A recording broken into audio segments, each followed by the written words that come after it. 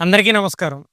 Friends, mothers day రోజు పెట్టిన video comments చూసి నేను చాలా ఎమోషనల్ అయ్యాను. చాలా హ్యాపీ. ఈరోజు ఫాదర్స్ డే. అలాగే మా నాన్నగారి పుట్టినరోజు కావడం నా అదృష్టంగా భావిస్తూ, నాన్న గొప్పతనం గురించి మాట్లాడే ఈ వీడియో మా నాన్నగారికి పుట్టినరోజు కానుకగా అంకితం చేస్తున్నాను. ఇంతకన్నా గొప్ప గిఫ్ట్ మా నాన్నగారికి నేనేమీ ఇవ్వలేకపోవచ్చు. అందరి ఫాదర్స్‌కి ఫాదర్స్ డే శుభాకాంక్షలు. అలాగే ఈ ఒక్క వీడియో చూస్తే చాలు, మీరు మీ నాన్నగారి గురించి ఆలోచించకుండా ఉండలేరు. మీకు నచ్చితే చివరి వరకు చూడండి. ఒక government medical college convocation day ఆ రోజు. చదువు పూర్తి చేసుకున్న స్టూడెంట్స్ అందరూ కూడా డాక్టర్ కోట్ ఏసుకొని, మెడలో స్టెతస్కోప్ ఏసుకొని చాలా రిచ్‌గా, గ్రాండ్‌గా పెద్ద పెద్ద కార్‌ల్లో వస్తున్నారు.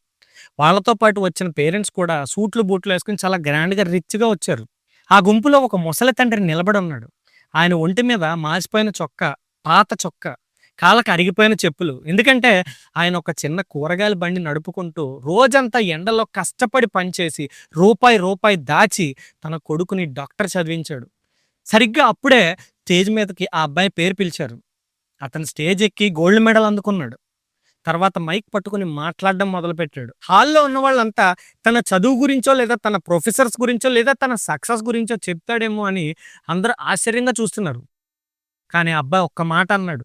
ఈరోజు నేను ఈ డాక్టర్ కోట్ వేసుకొని ఇక్కడ నిలబడ్డానంటే దానికి కారణం అక్కడ చివరి వరుసలో కూర్చున్న మా నాన్న అని చెయ్యెత్తి చూపించాడు. అంత పెద్ద హాల్‌లో ఉన్న వాళ్ళంతా ఒక్కసారిగా వెనక్కి తిరిగి ఆ ముసలి తండ్రి వైపు చూశారు. ఆ కొడుకు స్టేజ్ దిగి నేరుగా తన ఫాదర్ దగ్గరికి వెళ్ళి అందరూ చూస్తుండగానే తాను వేసుకున్న ఆ డాక్టర్ కోట్ తీసి తనకు నాన్నకు తొడిగారు. తాను సాధించిన ఆ గోల్డ్ మెడల్ తీసి తన నాన్న మెడలో వేశారు. ఆ తర్వాత ఆ తండ్రి కాళ్ళ మీద పడి ఏడుస్తూ ఇలా అన్నాడు. నాన్న, ఈ లోకం నన్ను పెద్ద డాక్టర్ అని పిలుస్తోంది. కానీ నన్ను డాక్టర్ చేయడానికి నీ ఒంటి మీద ఉన్న చొక్కా మురికిగా మారింది. నీ కాళ్ళకున్న చెప్పులు అరిగిపోయాయి నాన్న. ఈ ఈ కోటు ఈ మెడలో నాది కాదు, నీవి. నీ చెమట చుక్కలతో తడిసిన నీవి అని చెప్పాడు. అని చెప్పి గట్టిగా హత్తుకుని ఏడ్చేశాడు. అది చూసి హాల్‌లో ఉన్న వాళ్ళంతా, ఆ వందలాది మంది డాక్టర్లు, డబ్బున్నవాళ్ళు, పేరెంట్స్ అందరూ కూడా కన్నీళ్లు ఆపుకోలేకపోయారు. తండ్రి గురించి మాట్లాడడం మొదలుపెడితే ఇలాంటి సంఘటనలు ఎన్నో గుర్తొస్తాయి. ఒక తండ్రి తనకు బ్లడ్ క్యాన్సర్ వచ్చిందని తెలిసినా, నా పిల్లలు ఏడవటం నేను చూడలేను అని చెప్పి తన చావు విషయం కూడా వాళ్ళకి తెలియనివ్వలేదు. చెప్పలేదు. ఇంకొక తండ్రి వాలంటరీ రిటైర్మెంట్ పెట్టేసి తన ప్రావిడెంట్ ఫండ్ మనీ మొత్తం, అలాగే తన జీవితాంతం సేవ్ చేసుకున్న మనీ మొత్తం కొడుక్కిచ్చి ఎంఎస్ చదువు కోసం ఫారెన్ పంపించాడు. తను ఇంకా పెంకుటింట్లోనే ఉంటున్నాడు. ఇలాంటి ప్రేమ ఈ ప్రపంచంలో ఇంకెవరు చూపించగలరు? అందుకే మన శాస్త్రం ఒకే మాట చెప్పింది, పితృదేవో భవ అని. కనిపించని ఆ భగవంతుడు తండ్రి రూపంలో మీ ఇంట్లోనే తిరుగుతున్నాడు. తండ్రి అంత గొప్పవాడు. తండ్రిని జీవితాంతం దైవంతో సమానంగా చూడాలి. తండ్రి ఎప్పుడు కూడా తన బిడ్డ వృద్ధిలోకి రావాలి, మంచి ఉన్నత స్థితికి చేరాలనే కోరుకుంటాడు. పిల్లల కోసం ఎంత కష్టమైనా పడతాడు. కడుపు నిండా తిన్నాడో లేదో కూడా తెలీదు. ఏదైనా అనారోగ్యం వస్తే సరిగ్గా వైద్యం కూడా చేయించుకోడు. పిల్లల చదువుకో లేదా వాళ్ళ అవసరాలకో డబ్బు సరిపోదేమో అని చెప్పి తనకు బాగోకపోతే పక్కనే ఉన్న మెడికల్ షాప్‌కి వెళ్ళి మందులు తెచ్చుకొని ఆ మందులే వాడతారు తప్ప డాక్టర్ దగ్గరికి కూడా వెళ్ళని తండ్రులు కూడా ఉన్నారు. ఒక తండ్రి ఉన్నారు. వాలంటరీ రిటైర్మెంట్ పెట్టి వచ్చిన ప్రావిడెంట్ ఫండ్ డబ్బు మొత్తం అంతా కొడుక్కిచ్చేసి వాడి ఎంఎస్ చదువు కోసం అమెరికా పంపించాడు. నాన్న, ప్లేస్‌మెంట్ వచ్చింది. నాన్న, మంచి ఉద్యోగంలో చేరాను. నాన్న, ఇక్కడే పెళ్లి చేసుకున్నాను. నాన్న, 2 కార్లు కొన్నాను. కానీ నాన్న, ఇంటికెప్పుడొస్తావు అని అడిగితే ఆ కొడుకేమన్నాడంటే, నాన్న, ఇక్కడ వర్క్ బిజీ చాలా ఎక్కువగా ఉంది నాన్న. నాకు సెలవులు ఇవ్వడం చాలా కష్టం. ఈవినింగ్ ఇంటికెళ్ళాక వీడియో కాల్ చేసి మాట్లాడతానన్నాడు. తన దగ్గర ఉన్నదంతా తన కొడుక్కిచ్చి, తన కొడుకు అభివృద్ధి కోసం ఇచ్చేసి తనింకా పెంకుటింట్లోనే ఉంటున్నాడు.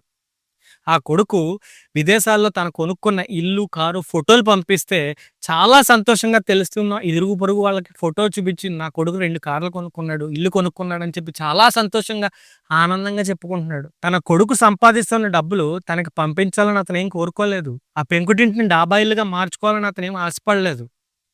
తన కొడుకు సంతోషంగా ఉన్నాడు. తను హ్యాపీగా సెటిల్ అయ్యాడు. అదే తండ్రికి హ్యాపీ. అది తండ్రితనం అంటే. అది తండ్రి గొప్పతనం అంటే.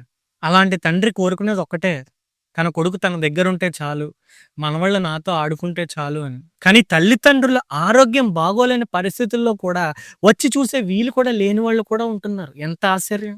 అది వాళ్ళకి ఎంత బాధనిస్తుంది ఎప్పుడైనా ఆలోచించారా?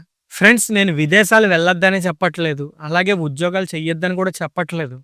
కానీ తల్లిదండ్రులు ముసలివాళ్ళు అయిపోయిన తర్వాత వాళ్ళని సంతోషంగా చూసే బాధ్యత కూడా పిల్లలదే. ఎందుకంటే మన విజయానికి పునాది వేసింది వాళ్ళే. ఇప్పుడు మీకో విషయం చెప్తా. పూజ అన్న మాటకు అర్థం ఏంటో తెలుసా?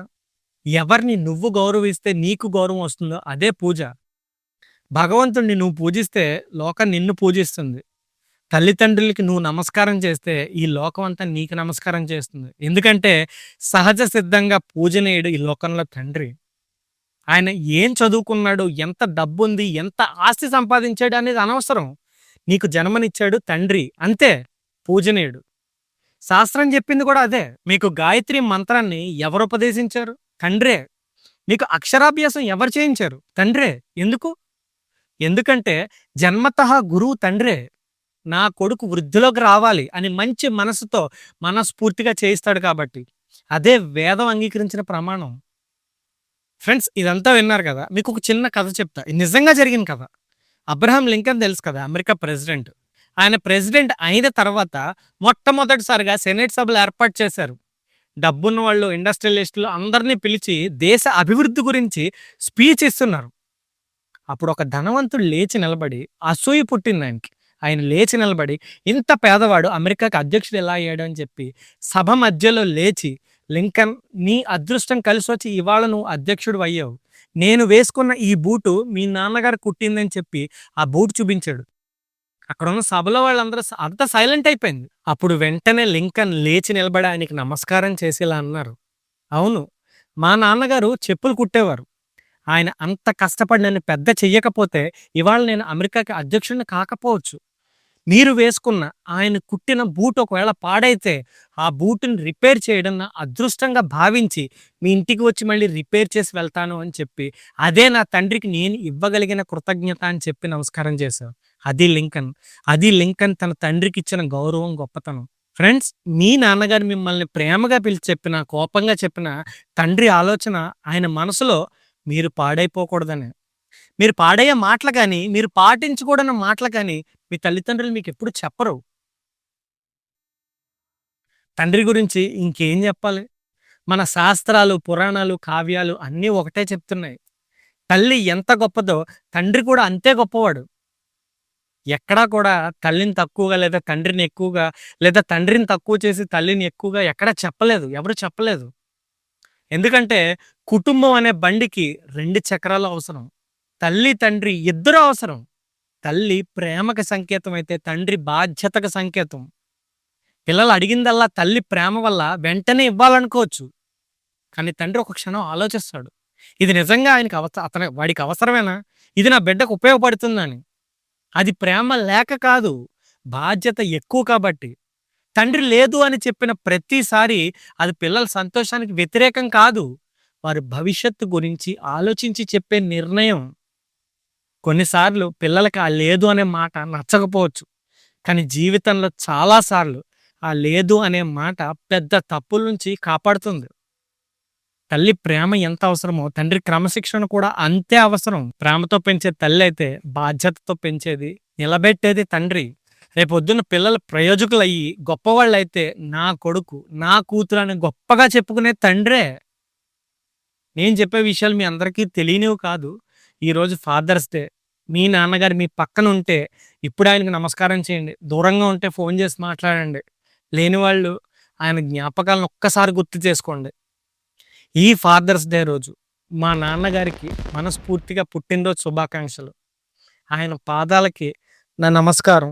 ఫ్రెండ్స్, ఈ వీడియోలో తండ్రి గురించి నేను చెప్పిన మాటలు మీకు నచ్చాయని అనుకుంటున్నాను. ఇంకొక ఇంట్రెస్టింగ్ అండ్ ఇన్ఫర్మేటివ్ వీడియోతో మళ్ళీ కలుసుకుందాం. అంతవరకు జై శ్రీరామ్.